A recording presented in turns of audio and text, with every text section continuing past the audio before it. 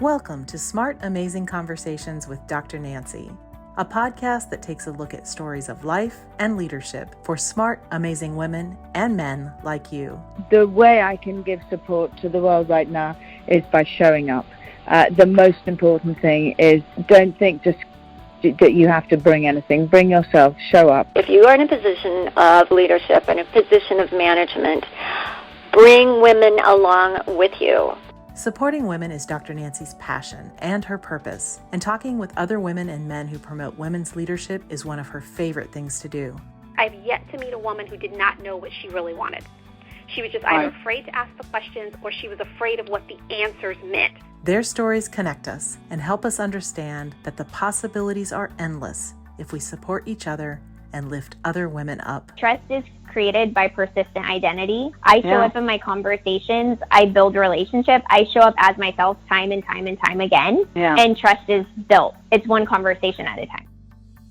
Today's guest is a powerhouse in the world of philanthropy and collective giving. Hali Lee is founder of the Donors of Color Network, Philanthropy Together, and the Asian Women Giving Circle. These trailblazing efforts are redefining who gives, how they give, and why it matters. In 2021, Forbes named Lee to its 50 over 50 impact list, and in 2025, she was named to the inaugural Time100 Philanthropy, recognizing her transformative work in building more equitable models of generosity. Lee now leads Radiant Strategies, a boutique consulting firm advising major philanthropic institutions like Fidelity Charitable, the Gates Foundation, and the Kellogg Foundation. Her thought leadership is high in demand. She's spoken at more than 30 events in just the past year, and her work has been featured in the Washington Post, New York Times, and Good Housekeeping, which called her the mindful giver. She's brilliant, she's bold, and she's here to remind us that it's never too late to change the world. Here's Dr. Nancy and her guest, Hali Lee. Welcome, Holly. Let's get going, as they say, because there's lots to talk about, and you've got a great new book, and we need to get started. So, welcome. This is a conversation. We're here to have fun and talk about great things, and we want people to go get the book. We don't want to give too many. We want them to be a little surprised, but anyway, the book is really, really good. But, you know, I always start these conversations, and it is a conversation with a personal story, because I think what's most important when we really start to get into a book or information is that we find out the person who started this process. So how did you get to be Hali today? And what has inspired you to do what you're doing? So let's begin with you. So let's start talking about Hali. Oh, that's nice. Thanks for having me on, Dr. Nancy. It's a real pleasure to be here. Well, Holly's my American name. My Korean name is Hae Kyung, Hae Kyung. And my mom and dad had a Ukrainian landlord back in the day, and they asked her to come up with names that were American for my brother and me. And somehow they came up with Holly because they thought it sounded like Hae Kyung. And they spelled it funny, Hali, which I really like, but I think it's like a bunch of few immigrants from very different parts of the world got together and came up with a name that was sort of a simulacrum of Hae Kyung. My family came here in the late 60s after the Immigration Act of 1965 that opened up the country's borders to people from countries other than Western Europe. So like lots of Korean Americans and other people from other countries, my family came here when I was about 1 year old in the late 60s. Yeah. So that's how I got my name. Okay. Well, so how did you get to how did you become the you that you're doing, the things that you're doing today? How did that all transpire?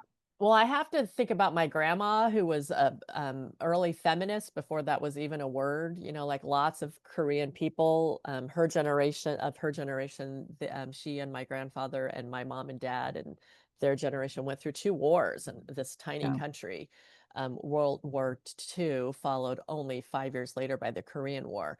So my grandma became my maternal grandfather, Han Chi-jin, was taken as a prisoner by the Imperial Japanese Army and imprisoned and tortured and nearly killed for his sin of being a scholar of Korean history and Western history and culture, and also a freedom fighter fighting for the liberation of this tiny country called Korea from the Japanese Imperial Army at the time.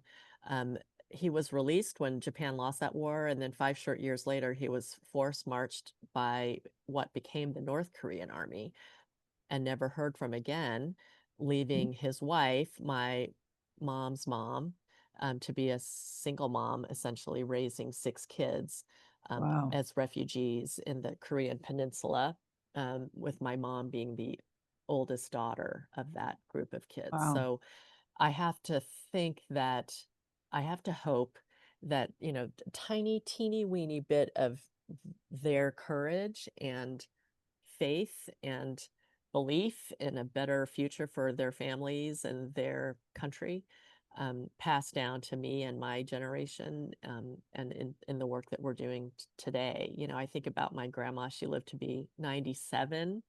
Yeah. My mom lost her mom in her 70s. And if I'm lucky, I'll get to keep my parents around until I'm in my 70s. They're 94 and 89 today. Yeah. Yeah. And they just lived through so much, Dr. Nancy, like so many of our people in America. When we think about, my family is immigrants, and Yeah. they're so Yeah. Well, it's, patriotic. They love this country. and there's so many similarities to this story of actually what's even going on today. Yeah. That, some of these continue, this chaos, this fear, this stuff that's going on it seems to just have this circular emotion. But, it's people like you that learn from it, lessons learned, that what we need to do is to come together and to make a difference. Totally. So we're here to make a difference, Holly. 100%. That is what Women Connect for Good is doing, and we're going to continue to do. And so we reach out to partners, collaborators, that we can continue to build this community of like-minded men and women, making this world a better place. So 100%. And this book is really, I like the big we. It's not me, it's we. And and I've come up with that more and more now. We're all in this together as a statement of Women Connect for Good. Yeah. So, and you talk about civic engagement and philanthropy coming together, which I think is absolutely what is so necessary. I don't think a lot of people realize the number of 501c3 organizations in our country that if they went away, where we would be today. Well, the NFL is a 501c3, the NFL. Did you know that? I didn't, but Well, Harvard is. I Harvard, know, but did you know that? But that is the thing that we're trying to get information out there about, is that there's some wonderful things going on in our country besides what we're being taught to believe, or the information that's being thrown at us. There's wonderful things going on in our country, and there are people that really do care. They care about what's going on in this country, and they care about how they can help others. And I really do believe I come from a very staunch family that it was about helping others, helping those that needed help. I come from that background. So philanthropic endeavors and helping others has always been extremely important to me. So, okay, let's talk about the book. First of all, let's talk about giving circles, because I think this is the premise that is so important. And I've become good friends with Gwen Lurie. Yes. And, I spent a lot of time talking with her. We're doing Women Connect for Good is going to do a lot more support for the giving circles. And so let's talk about giving circles, because your book really is about giving circles, philanthropy, and civic engagement. So talk about a little bit about the history and the importance of a giving circle. Yeah, and yes, I'd love to. And I would love, Dr. Nancy, if you could share a little bit about where you learned generosity. Where did you learn in your family? So let me tell you about where I learned it, because it has to do with giving circles. So like I mentioned, I'm Korean American, and in my culture, we have something called a ge. And when I write it in English, I usually write it as GEH. And maybe you've heard of susus or isusu or tanda or arisan or daret or sadaka or zakat or tithing. One of the things I contend in my book is that all of us come from cultures that have taken care of each other. We all come from cultures of generosity. In Korean, it's called a ge, and it's like a shared saving circle. And while ge's aren't necessarily philanthropic in nature, the idea of pooling money and sharing it with each other to help each other is an idea that lends itself very naturally to collective giving. Giving circles are a philanthropic way of pooling dollars, time, resources, talent, volunteer hours together in order to do good in our communities. It's a field that's booming. There's been a research study out, I think about a year ago, that found that in the last 6 years, tens of thousands of Americans have joined thousands of giving circles and mutual aid groups and collective giving vehicles to move billions of dollars. And this is a movement that is mostly led by women and mostly serves women and girls and gender expansive folks. And it's on track to double again in the next 5 years in terms of people engaged and dollars moved. And the reason I really wanted to write this book now, Dr. Nancy, is that we see all around us billionaires taking over our worlds and, philanthropy for sure. And also our government. I mean, in your head, when people ask, well, what's the connection? I just ask, like, in your head, picture the inauguration of Donald Trump this time, the second time, the three men sitting behind Do I him. have to? Yeah, just for the purposes of this exercise. I know it's not pleasant, but and then we'll let it go. Because at the end of part 1 in my book, I asked Big Phil, which is my nickname for big billionaire, rich guy knows best, philanthropy, Big Phil. I asked Big Phil to retire in peace. So in your head, think about the three men behind Donald Trump on the dais. It was Bezos, Zuckerberg, and Musk. Those three men own and control as much wealth as 50% of Americans. Those three men own and control as much wealth as 170 million American people. That is not fair. It's not democratic. It's not right. It's kind of, honestly, in my opinion, kind of gross. And I think it's a little bit immoral, honestly. So what can we do about that? If these three guys are taking over our government and they've taken over our sector, there's lots of things we can do. And one of them, I think, is to remember the way that our people have always practiced community care, love, and mutual respect and mutual aid. And how can we bring those traditions and cultures and values back in order to animate, invigorate, and democratize the way that we practice community care, love, philanthropy today. And giving circles is one way that I think we can all do it. It's one way that all of us non-billionaire people can come together to be more powerful than the sum of our individual parts. Well, and unfortunately, it's still the 2% of funding and 2% of resources go to women and girls. That's still it's actually less than 2% goes to women and girls organizations. For funding. And again, a lot of people don't know that. And Holly, I think one of the things that we're doing today, which is so important, is getting information out.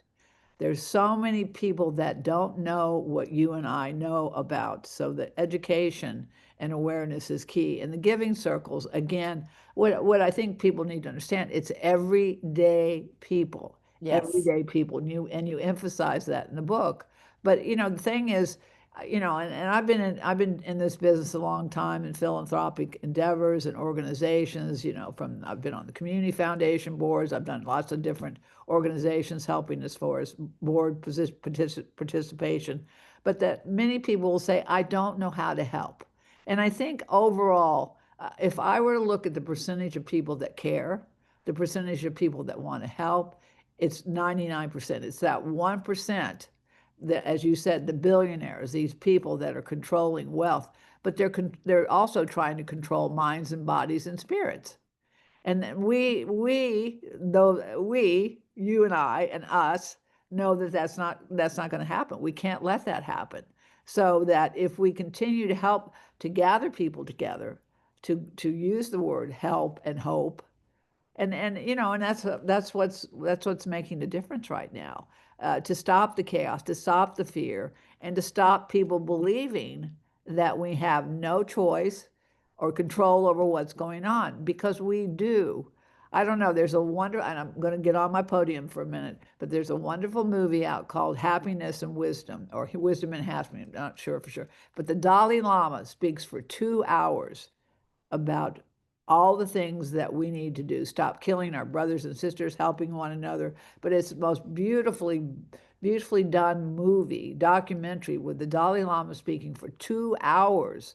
But he says Western women will change the world for good. Western women will change the world for good. We need women in leadership roles to change the world for good.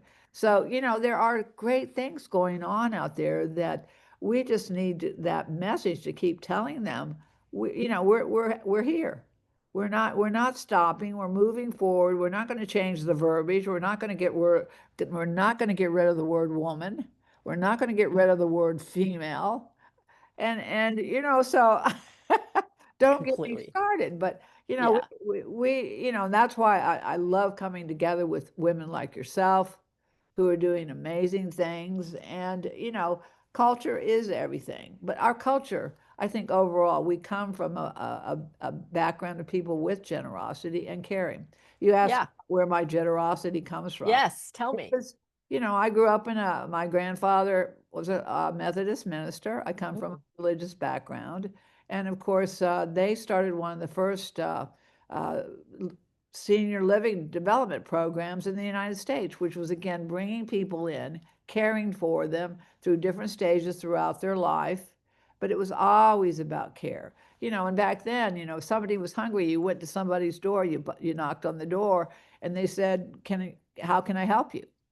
And people helped each other. And it wasn't fear, or it's like you're going to take advantage of me, or you're going to hurt me or my family in some way. It was always, I have this much bread, and I can give you part of that loaf of bread. Yes. And I think this is I think this is what this whole situation is teaching us. We have to go back to the communities. Yes. Have to go back to where we come from, where we live, and gather those people together to make a difference. Okay, so the book. Who is this book for? Okay, I know it's for it's for us, but who is this book? Who are you wanting to really impact with your book?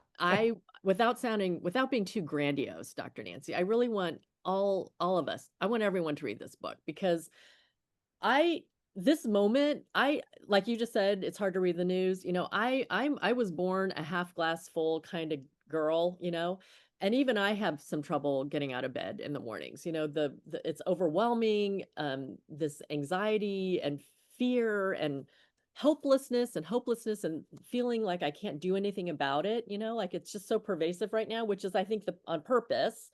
And me and my friends and a lot of people in America are feeling this way. And I hope that my book, I tried to write it in a very plain language.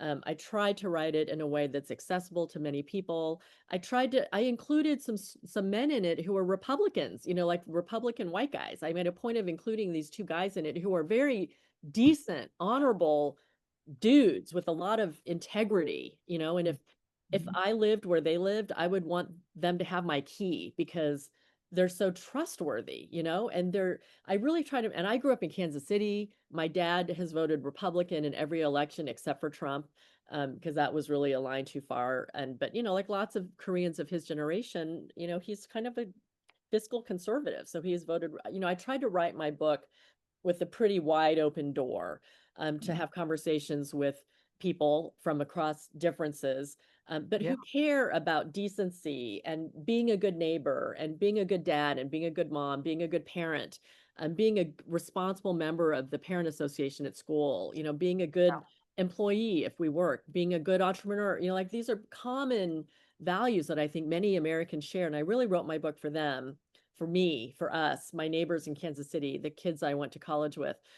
All of us are looking for ways to plug in and get involved. And, Dr. Nancy, if I had to summarize my book in a sentence, it would be: look up, link arms, and go do something about it, Look up, get educated about, what's keeping you up at night. What are the things happening on your block or in your neighborhood? Link arms with people who you think you can relate with and talk about values with, and maybe, talk about money with even, because that's part of being a giving circle is pulling money, and then go do something about it. And it doesn't have to be like a UN level thing. For example, like my girlfriends recently went out to eat at a restaurant that was opened by a Palestinian woman who was bringing her food and culture to Brooklyn, and was starting a business. So we wanted to support her as a business, as a startup business, as a woman of color, and as someone who's kind of also trying to fight for her people. And it wasn't like a statement, we just wanted to go support her. And when I needed to cater a graduation party for my daughter's boyfriend, I ordered my food from her. So these are actions that we can do as individuals. We move our money in the world as expressions of our values, and so that can look like supporting an entrepreneur of color. It can look like supporting an immigrant. It can look like giving money to a cause. It can look like investing my investment dollars a certain way. It can look like lots of different things, so that's really, and you know what, all of these actions that I described, like getting educated, getting my friends involved, going out and doing an action together, these are the components of civic engagement. These are exactly the building blocks of what it means to be a citizen, And if there was ever a time when we need to exercise our civic engagement muscles, it is right freaking now, Dr. Nancy, don't you think? Yeah. Oh, yeah. No doubt about it. This is a book that we should have by our bedside right now and read every day, because we do need hope. And we've actually created a group, and you're welcome to join, Holly. It's called the Women Warriors, and it's a group of organizations of women who are coming together, and really for the biggest purpose, of course, we network and we refer back and forth and we help one another, but it's really the support that we get from each other. It's just when we see, somebody will see something in the news or hear something, or again, something that is happening that we're just going, oh my gosh, then somebody will come back with some words of wisdom. Somebody else will come back and say, we need each other. But the point is that when you bring people together with a common cause, anything is possible. There was a call, Gwen, they had a call with 100 different organizations. And there were many people that were, of course, losing the U.S. aid, and they're terrified. But the one thing I didn't hear in that call, and I wanted to jump in and I wanted to scream, was how can we help each other? Here's all these people on this call. I didn't hear one person say, well, I've got this or I've got that. And when they all brought everything together, anything would be possible. And so I was talking to somebody from the Skoll conference, and she was from England. She goes, you Americans have to stop whining. You have to stop whining about things. You have to go and do something about it. And I thought to myself, you're exactly right. Stop crying. Stop, go get out of the corner, quit going boo-hoo, get together with people who can make a difference. And maybe you don't have that resource, but they do.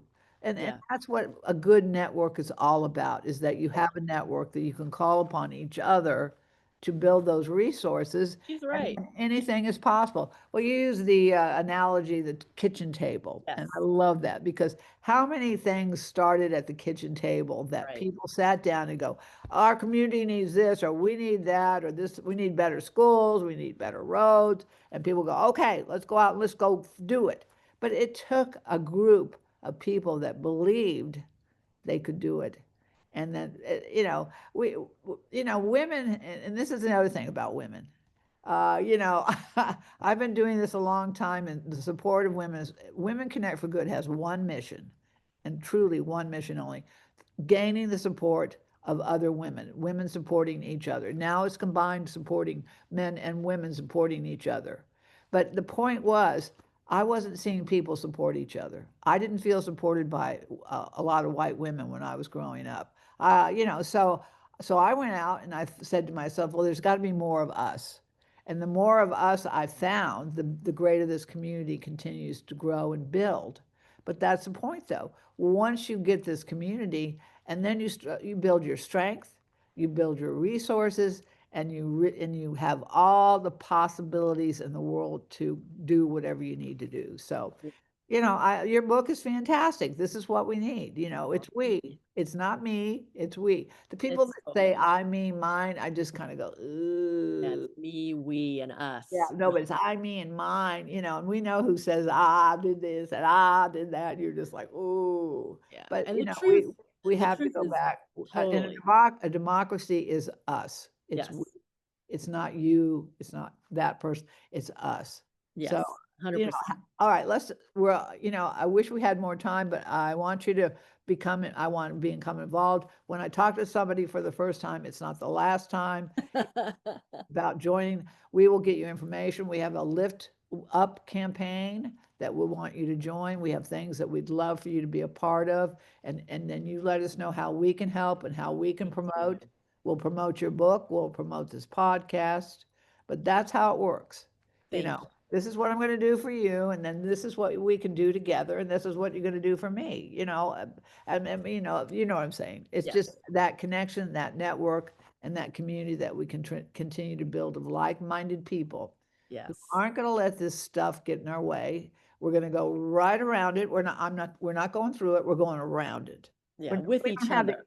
We don't have energy, and we don't want to waste time going through it. We want to go around it. So I think there's a lot of truth in that. Can I add one thing to the kitchen table metaphor? Absolutely. It's your kitchen table. I bet your kitchen table has been the scene of a lot of cool shit too, Dr. Nancy. Yes, it has. It has. And mine too, right? So I picked it as a metaphor throughout my book because kitchen tables have been the locus of a lot of powerful organizing in America always, especially by and for women, people of color, and queer folks. And I love it as a metaphor because most of us have a kitchen table. And if we don't, we know someone who does that we can buddy up with and do, talk about important things around. But to the metaphor, I add an important caveat, which is when you're convening people around your kitchen table, add a leaf or two. Add a few seats around your table to include people who are just outside your regulars.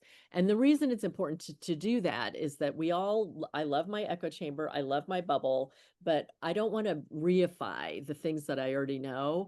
I need to always be challenged and think about things from a slightly different perspective, and again, it doesn't have to be like UN level seats. If my kitchen table tends to be moms and dads with kids and the young adults, then invite some people who aren't parents, invite some people who are aunties and uncles, or invite some people who live in a slightly different neighborhood, or invite some people who are a little bit different from me, just outside my regulars. And that's an important thing I would add to the metaphor of the kitchen table. Well, one of the things that we're doing, and we're very excited about, is we're developing these youth cohorts for young leaders. So the youth, we're using the concept of passing the baton. We have to grow this next generation of leaders. They're going to take over this country. They're going to take over this world, and we want to invite them. We want to encourage them. We want to nurture them.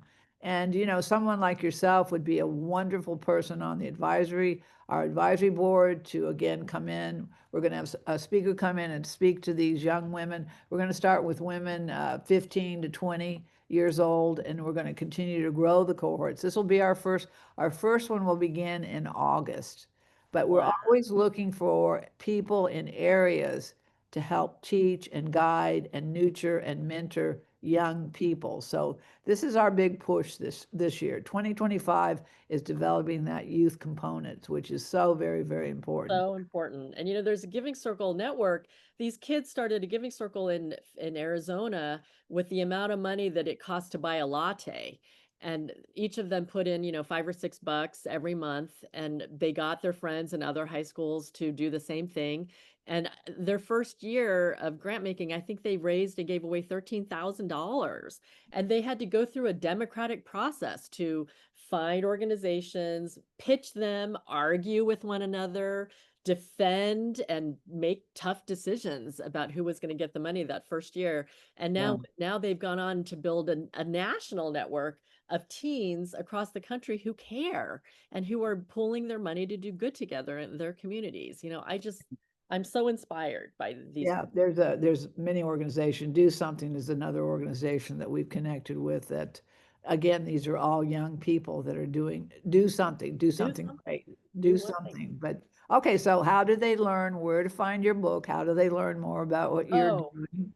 Well, you can buy the book on Bookshop. I like to go to bookshop.org. Any independent bookstore, online bookshop, Audible, Spotify, wherever you buy your Audible, Kindle, or what's Libby. You can get this book wherever books are sold, really. Of course, I want to plug the indie bookstores out there and Bookshop, but wherever you buy books. So give us the title, the full title again. Let's do it. All right, show us the book. Yeah, show us the book. It's called The Big We. I love the colors. Thank the Big you. We. And it's Hali Lee, The Big We by Hali Lee. My publisher is Sweet July Press, which is Aisha Curry at Zando. They've been wonderful. I'm their first nonfiction book. Ooh. Which is cool. And there's a whole story there too, Dr. Nancy. I turned down Penguin Random House, which I'm sure would have been great, but it felt a little bit like turning down Harvard. And it's hard for a Korean girl to turn down Harvard. But I feel like I made a good choice. They've been super fun. Well, you're making some great choices and you're making some great contributions. Hali, thank you so much. We will get some information to you. We will continue to promote what you're doing. You keep us in the loop. You keep us on your mind as far as women connecting for good. That's what we do, and we're going to continue to do. And now we are connected. Yay! Thank you so much, Dr. Nancy. It's nice. You have a great day, and we too. will send you some information. Okay. Thank you. Bye-bye. Bye-bye. If you enjoy these smart, amazing conversations, please subscribe, rate, and review them on Apple Podcasts, Spotify, Amazon, or wherever you listen to your favorite podcasts. And read and enjoy more amazing stories in my books, In This Together, How Successful Women Support Each Other in Work and Life, and Leading Women, 20 Influential Women Share Their Secrets to Leadership, Business, and Life. Thank you for listening.